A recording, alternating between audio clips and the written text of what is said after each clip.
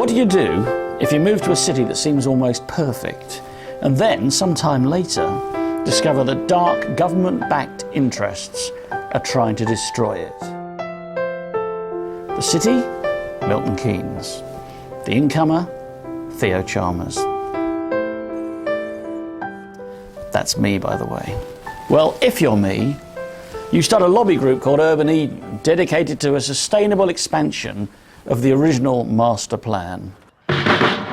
Urban Eden is an organisation dedicated to ensuring that those who know and love Milton Keynes, and they are most of the people who live here, by the way, according to a recent survey, do not sleepwalk through the planned major changes by powerful vested interests, determined to permanently destroy the best things about our beautiful city. Our priorities are Green City. We urgently need to preserve and extend our green environment and the linear parks.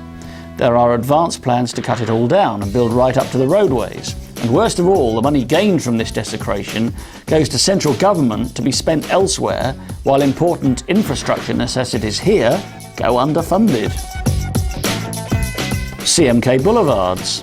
Again, they are under imminent threat.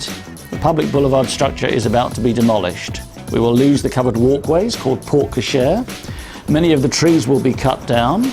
There is already a new planting plan for junctions where the mighty plane trees, which are just beginning to join at the crowns as originally planned, are to be replaced with tiny flowering cherries as quote-unquote signature trees.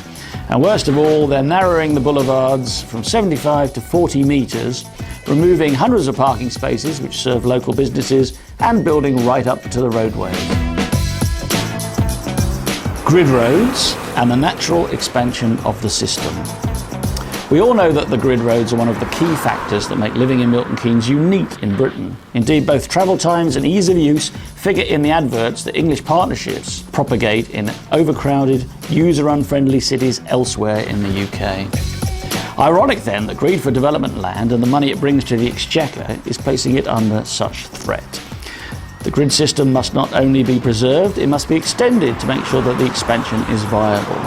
And let's not allow the desperate excuse that we must use our cars less to prevail.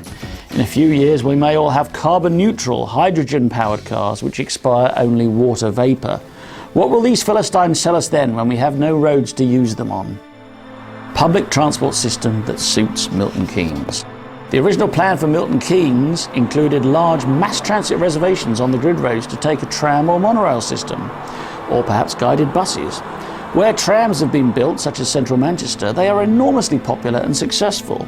Whose heart would not leap to see one running down Midsummer Boulevard to the station, right through an opening in the Midsummer Place glass-walled shopping centre? Redways. Redways have been studied, admired and emulated all over the world. So why are ours under threat? Surely the very fact that they separate pedestrians and cyclists from motorised vehicles means that they save countless lives here. Let's protect and extend them. While we're at it, let's stop English partnerships filling in any more pedestrian underpasses, such as the one near the hub, recently infilled to make more building land and thus forcing people to cross too busy dual carriageways. Principles of the original master plan. The original master plan was the most successful example of the new towns movement ever. If it ain't broke, why fix it? Once it is all swept away, we will live to regret it. We Urban Edenites love Milton Keynes, and yes, we are happy for it to expand, but we are not happy for the very things that make Milton Keynes a uniquely easy-to-use city be swept away. We must all fight for them before it is too late. And that's not all. We have a nice-to-have list too. Architecture fit for Milton Keynes. Urban Eden doesn't necessarily object to taller buildings, yet surely we can do something about the quality of our buildings, particularly if they are in a prominent position. Those who decide these things simply don't have the vision, the passion or the belief. Instead, we get architecture that would embarrass the planners of the 1960s. Why not have public contests for world-class architecture for any new buildings in the city centre? Why not ask people what they want? Dwellings that are not instant slums. The new high-density residential areas they are building or planning to build outside central Milton Keynes where there is nowhere to park a car and curb rage is common, are a blot on our lovely landscape too. There is nothing inherently wrong with high density. Look at London's Mayfair or Pimlico. But its outputs have to be desirable, user-friendly, practical, not the product of half-baked, quasi-scientific, muddled ideological thinking. Just ask the end users what they want. Simple, isn't it?